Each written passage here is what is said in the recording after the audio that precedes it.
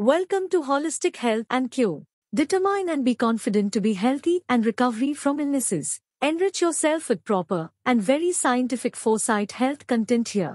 Health content made for public health betterment by Dr. MD Ali Sheikh, MBBS MD, WBUHS, PGT.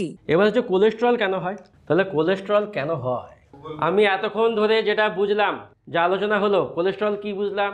Cholesterol কি বুঝলাম? এটা কিন্তু চর্বিও না, কার্বোহাইড্রেটও না, একটা বায়োমলিকুল। কিন্তু কোলেস্টেরল যখন ফ্যাটি অ্যাসিডের সঙ্গে বাইন্ড করে তখন কোলেস্টেরল এস্টার হিসেবে থাকে। সেই কোলেস্টেরল এস্টার ফ্যাট, চর্বি, সেটা তখন আমাদের দেহের মধ্যে, রক্তের মধ্যে বিভিন্ন ক্যারিয়ার প্রোটিনের মাধ্যমে পরিবাহিত হয়।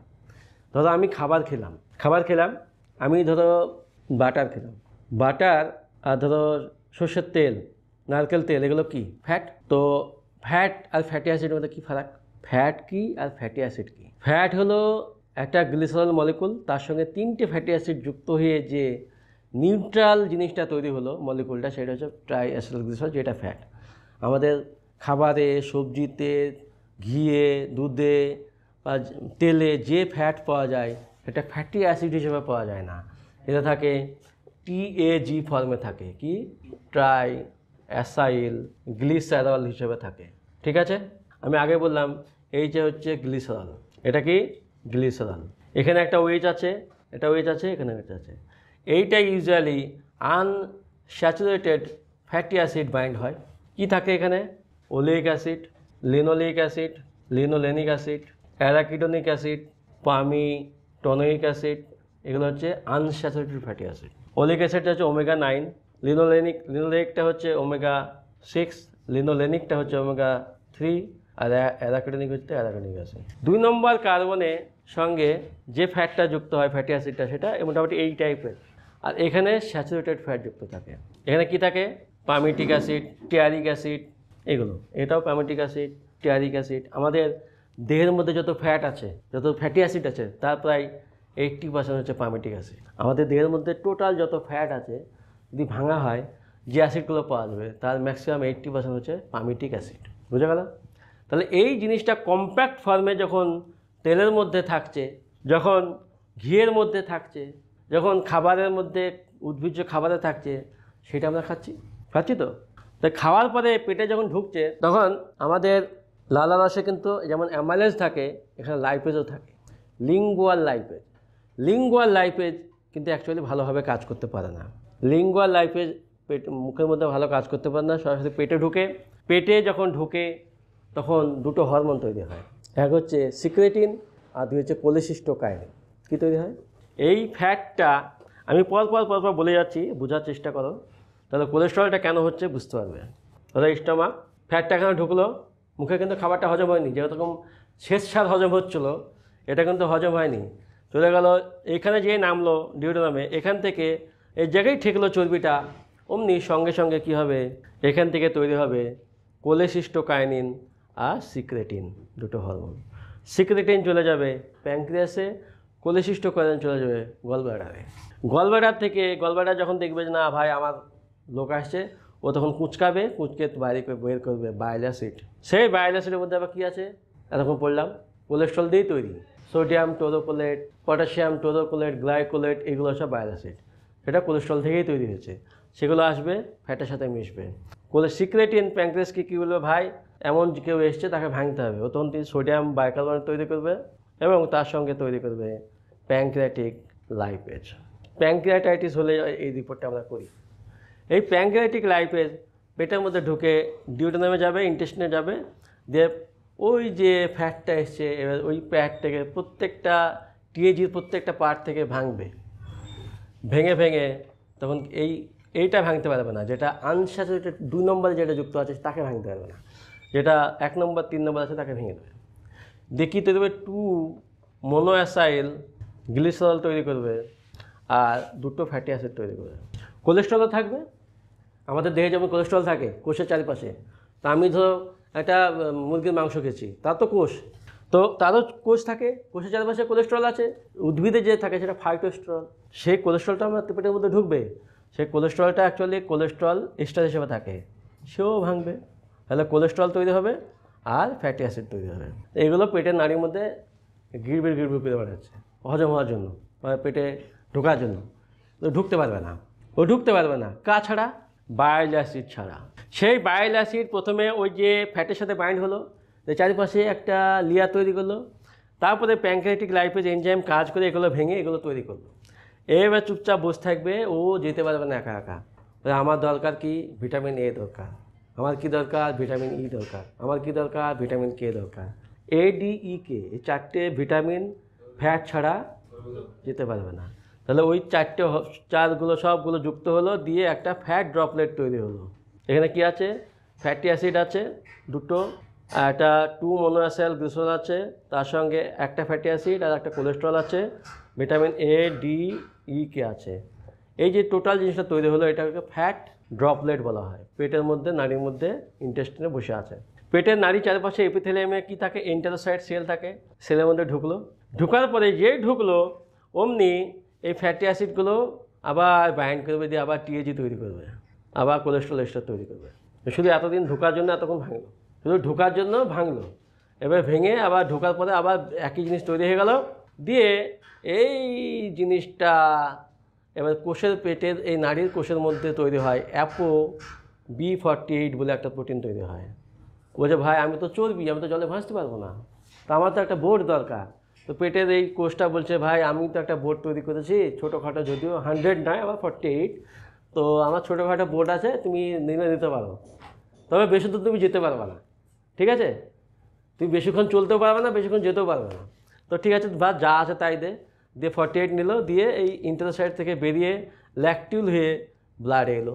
এই যে ব্লাডে এলো, B48 যুক্ত হলো এবং টিএজি থাকলো ভিতরে, তার সঙ্গে সিএ থাকলো, এই যে টোটাল জিনিসটা, এটাকে বলা হয় কাইলোমাইক্রন। কী বলে? কাইলোমাইক্রন বলে। এটা হচ্ছে ম্যাচিওর কাইলোমাইক্রন। আর যতক্ষণ B48 ছিল না ততক্ষণ তাকে বলা হয় ইম্যাচিওর, না এটা হচ্ছে ইম্যাচিওর মাইক্রন, এটা হচ্ছে ন্যাসেন্ট বা ইম্যাচিওর মাইক্রন, কাইলোমাইক্রন। এবার এ ব্লাডে ঘুরে বেড়াবে, লিভার দিয়ে, রক্ত দিয়ে ঘুরে বেড়াবে। বলছে আমার তো C2 নাই, আর C2 না হলে কাজও করতে পারবো না, মানে দড়ি তো লাগবে একটা, মানে ওই ঘাটে বাঁধার জন্য, তো সে দড়িও নাই, এ সবই আছে, নৌকা পাকা সব আছে, কিন্তু ওই এটা নাই, পাশে বাঁধার জন্য কিছু নাই। তো HDL ঘুরে বেড়াচ্ছে, দানবীর লোক, বলছে আমিও তো অনেক আছে C2, তুমি একটু নিয়ে কাজ ফাজ করো, দিয়ে পরে আমাকে দিয়ে দিও। দেও C2টা নিল কার কাছ থেকে, ন্যাসেন্ট কাইলোমাইক্রন। টিএজি থাকলো, টিএজি থাকে প্রায় 90%। খাবার যে ফ্যাটটা খেলাম সব ফ্যাটই তো এখানে ঢুকবে, আর খাবারের মধ্যে যে কোলেস্ট্রলটা খুব কম থাকে, এটা প্রায় 4% থাকে, বাকি প্রোটিন থাকে। আর এই 48 তোমার ApoB148 থাকে। এটা হচ্ছে ন্যাসেন্ট কাইলোমাইক্রন। এটা যখন রক্তে ঘুরে বেড়াবে শাঁসা করে, তখন HDL এ তো ভাঙতে হবে। এই ধরো ঘুরতে ঘুরতে ঘুরতে ধরো মাসেলে গেল, এই পেটে গেল, সব জায়গায় গেল, ওখানে গিয়ে দেখছে যে ওখানে HDL ঘুরে বেড়াচ্ছে এবং HDL খুব টাকা দান করছে। তো ওর কাছে C2 আছে, এ আছে, ই আছে, এরকম C2টা এর কাছ থেকে নিল, এর কাছ থেকে নিয়ে এ নিল, দিয়ে এখানে C2 বান্ড করলো। এই C2টা নিয়ে তখন এ তৈরি হয়ে গেল ম্যাচিওর কাইলোমাইক্রন। এই ম্যাচিওর কাইলোমাইক্রন যখন এই ভেনের গায়ে, কোষের চারিপাশে যে শিরা উপশিরা আছে, ক্যাপিলারি আছে, সেখানে LPL বলে একটা এনজাইম থাকে, লিপোপ্রোটিন লাইপেজ। এই লিপোপ্রোটিন লাইপেজকে এনজাইমকে অ্যাক্টিভেট করবে, দিয়ে এখানে একটা বোম মারবে। এই এনজাইমটা এখানে একটা বোম মারবে, বোম মারার পরে টিএজি ভেঙে তৈরি হয়ে যাবে আবার 2 মোনোঅ্যাসাইল গ্লিসারল, ফ্যাটি অ্যাসিড আর কোলেস্ট্রল ফ্যাটি অ্যাসিড। দিয়েই টিএজি ফ্যাটি অ্যাসিডগুলো আবার কোষের মধ্যে শুশু করে ঢুকতে লাগবে, কোষের আপন কাজ করবে। সমস্ত কাজ করার পরে যেটুকু পড়ে থাকবে সেটা হলো র্যামনেন্ট কাইলোমাইক্রন। দেখা গেলো সেখানে এই 90% কমে হয়ে গেছে, তোমার হচ্ছে 20%। তো যেটুকু আছে সেটুকু গিয়ে আবার লিভারে ঢুকলো। লিভারের কাছে গিয়ে বলছে ভাই আমি তো অনেক দূর থেকে এসে সফর করে, আমাকে একটু ঢুকতে দাও। তা ঢুকবি তো ট্রান্সপোর্ট কই, ভিসা কই? বলছে ভিসা তো আছে ভাই একটা, তা মানে এর কাজ হয়ে যাওয়ার পরে C2 রেখে দিয়ে দিয়েছে, একটা ভিসা আছে ভাই। তো কি, এই যে B48 আছে, তো দেখালো, আচ্ছা ঠিক আছে, তো এটা আমাকে দিয়ে, তো এবার ঢুক। এই লাইগ্যান্ডের সাথে বাইন্ড করে LPL রিসেপ্টর এর সাথে বাইন্ড করার পরে এরকে নিয়ে নিলো, লাইগ্যান্ড ফর্ম করলো, বাকি যে টিএজি কোলেস্ট্রল আছে ভিতরে ঢুকে গেল কোষের মধ্যে।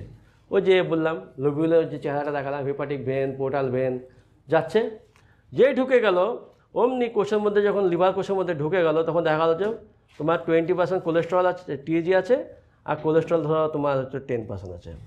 কিন্তু এইটুকুতে তো কাজ হবে না, এটুকু গেলো কোত্থেকে? খাবার থেকে। কিন্তু এইটুকু তো আমার দেহ চলবে না, এতগুলো কোষ, এতগুলো জিনিস কাজ করতে হবে, বায়োসেল তৈরি করতে হবে, ভিটামিন ডি তৈরি করতে হবে, একটা মানুষের এতগুলো হরমোন লাগে সেগুলো তৈরি করতে হবে, তো আমার এতগুলো হবে না। তাহলে কি হবে? ওই কার্বোহাইড্রেট থেকে অ্যাসিটাইল কোয়ে তৈরি হওয়া, বা অন্য জায়গায় ভাঙা ফ্যাটি অ্যাসিড থেকে তৈরি হওয়া অ্যাসিটাইল কোয়ে থেকে তৈরি হবে কোলেস্ট্রল সিনথেসিস তৈরি হবে। তাহলে এন্ডোজেনাস সিনথেসিস হবে কোলেস্ট্রল মেভালানোর পথে তো তৈরি হবে, যে কোলেস্ট্রল তখন এইখানে লোড হবে, এটা প্রায় বেড়ে গেল তোমার 50% হয়ে গেল। এই 50% আর এটা মোটামুটি 10% হয়ে গেল। এই টিএজি কম থাকবে আর কোলেস্ট্রলটা বেশি থাকবে। যখন লিভারে তৈরি হচ্ছে, খাবারে যেটা তৈরি হচ্ছে টিএজি বেশি, কিন্তু লিভারে যখন তৈরি হচ্ছে তখন সেটা কোলেস্ট্রলটা বেশি। এই কোলেস্ট্রল তখন বলছে যে আমি তো আর যেতে পারবো না, আমাকে তো এবার লাগবে। এরপরে যে ঘটনা আমি বলেছি, এবার লিভার তৈরি হবে B100, সেই B100 তখন এর সাথে বাইন্ড করে তখন তৈরি করবে VLDL। সেই VLDL তখন গোটা দেহের মধ্যে ছড়িয়ে রক্ত যেভাবে যেভাবে কোলেস্ট্রল দেয়, আগের বার বললাম। এই যে টোটাল প্রসেসটা করতে গিয়ে আমার কী কী লাগছে একটু দেখো তো, চিন্তা ভাবনা করো তো। আমি খাবারে যদি বেশি ফ্যাট খাই তাহলে আমার কোলেস্ট্রল বাড়ার সম্ভাবনা কম, কিন্তু টিএজি বাড়তে পারে, যেটা খালি পেটে। টিএজি যদি বাড়ে তার হার্টের অসুখ হয় না, যেটা হয় সেটা হচ্ছে প্যাঙ্ক্রিয়াটাইটিস হয়। এটা টাইপ 1 ফ্রেডরিক ক্লাসিফিকেশান, যেটা হাইপারলিপিডিমিয়া, তার ক্লাসিক 1 হয়। দিয়ে হচ্ছে আর একটা কি, ফ্যাট যদি বেশি খায় তাহলে এন্ডোজেনাস সিনথেসিস অফ কোলেস্ট্রল যদি বেড়ে যায়, মানে কি লিভার প্রবলেম যদি হয়, লিভারে যদি প্রবলেম হয়, লিভারে যে রেগুলেশনটা করে কোলেস্ট্রল সিনথেসিস করার যে রেগুলেশন, HMG কোয়ে সিনথেজ বা রিডাকটেজ এনজাইম, যেগুলো যদি খুব হাইপার অ্যাক্টিভ হয়ে যায় তখন কী হবে? বেশি পরিমাণে কোলেস্ট্রল তৈরি হবে। এটা তখনই বেশি হবে যখন এখানে বেশি পরিমাণে মার্কারি, কপার, নিকেল, ক্যাডমিয়াম, এই সমস্ত কেমিক্যালগুলো এখানে এসে একত্রিত করবে। তাহলে যখন লিভারের মধ্যে কপার, মার্কারি, নিকেল, ক্যাডমিয়াম বেশি বিষাক্ত কেমিক্যাল জমবে, HMG কোয়ে সিনথেজ, রিডাকটেজ এনজাইম বেশি কাজ করবে, অ্যাসিটাইল কোয়ে থেকে বেশি পরিমাণে চর্বি তৈরি হবে। আর বেশি চর্বি যখন তৈরি হবে, কোলেস্ট্রল যখন তৈরি হবে, যে কোলেস্ট্রলকে তো লিভারে জমে রাখলে হবে না, ওকে তো বাইরে বার করতে হবে। তখন ভিএলডিএলে বস্তাতে প্যাক হয়ে গোটা দেহের মধ্যে ছড়াচ্ছে। গোটা দেহের মধ্যে কাজে লাগার পরেও এত বেশি পরিমাণে থাকছে, তখন ভেনের গায়ে জমে থাকা ওই স্টিকে আস্তে আস্তে ওই রান্নাঘরের তেলের মতো চপ করে জমছে। এই জমার প্রবণতা বেড়ে গেলে একে বলা হয় টাইপ 3 বা টাইপ 2, যেখানে এলডিএলটা বাড়বে, ভিএলডিএল বা এলডিএলটা বাড়বে। এইটা বাড়লেই কিন্তু যত রকমের সমস্যা। আর এখানে এই সমস্যা যদি হয়ে যায় তাহলে হার্টে যে শিরাটা আছে, ধমনী আছে, সেখানেও চর্বি জমবে, ব্রেনেও জমবে, পায়ের শিরাতেও জমবে, যেখানে জমবে সেখানেই কিন্তু অ্যাথেরোস্ক্লেরোসিস, এই ঘটনাকে বলা হয় অ্যাথেরোস্ক্লেরোসিস বলা হয়। তো এই ঘটনা যত বাড়বে ততই আমার নানাবিধ সমস্যা তৈরি হবে। স্ট্রোক থেকে শুরু করে, হার্ট অ্যাটাক থেকে শুরু করে, ইস্চিমিয়া থেকে শুরু করে, চোখে কানা হওয়া থেকে শুরু করে, কিডনি ইঞ্জিনের থেকে শুরু করে, রক্ত সাপ্লাই কমে যাবে, যা হবে তাই হবে। এটা হচ্ছে এই ঘটনা থেকে, এলডিএল থেকে বেড়ে গিয়ে হবে। এবং এই জিনিসটা যদি বেশি হয়ে যায় তাহলে কোষের চারিপাশে জমবে, সেখানেও কী হবে? ইনসুলিন সেন্সিটিভিটি কমে যাবে, ডায়াবেটিসও হবে। ঠিক, কিন্তু এই অবস্থায় যদি আবার HDL কম থাকে তাহলে কী হবে? বাইরে থেকেও নিয়ে আসতে পারবে না, ফলে আরও সমস্যা হবে। তাহলে HDLটাকে ভালো পরিমাণে থাকতে হবে, যদি কমে যায় আরও সমস্যা। তাহলে টোটাল জিনিসটা হচ্ছে খাবার থেকে আমার কোলেস্ট্রল খুব বেশি বাড়ে না। লিভারে যদি কোনো পরিমাণে এইভাবে এই সমস্ত কেমিক্যাল, বিষাক্ত জিনিস বা কোনো ভাইরাস থাকে যে এই এনজাইমগুলোকে অ্যাক্টিভেট করে বা কাজে লাগায়, সেই এনজাইমের অ্যাক্টিভিটি যদি বেড়ে যায় তখন লিভারে কোলেস্ট্রল সিনথেসিস বেড়ে যাবে। কোলেস্ট্রল সিনথেসিস বেড়ে গেলে পরবর্তীকালে যা হওয়ার সবগুলো হবে। তাহলে কোলেস্ট্রল এইভাবে কিন্তু বাড়ছে। আলটিমেট যেটা বোঝা গেল যে বেশি খেলে কোলেস্ট্রল হয়, এটাও কিন্তু খুব একটা ভালো কনসেপ্ট নয়। বেশি খেলে হবে, মানে বেশি খেলে তো তোমার চর্বি জমবে, মানে আমার তো ফ্যাটি অ্যাসিড জমছে, টিএজি জমছে, সেগুলো ভেঙে তৈরি হচ্ছে। কিন্তু আমাকে ক্যালোরি রেস্ট্রিকশন, যেটা খাবারের মূল ফান্ডা, যেটা 1/3, সেটা কিন্তু মাথায় রাখতে হবে। তাহলে কোলেস্ট্রল হওয়ার কী কারণ মোটামুটি বোঝা গেল।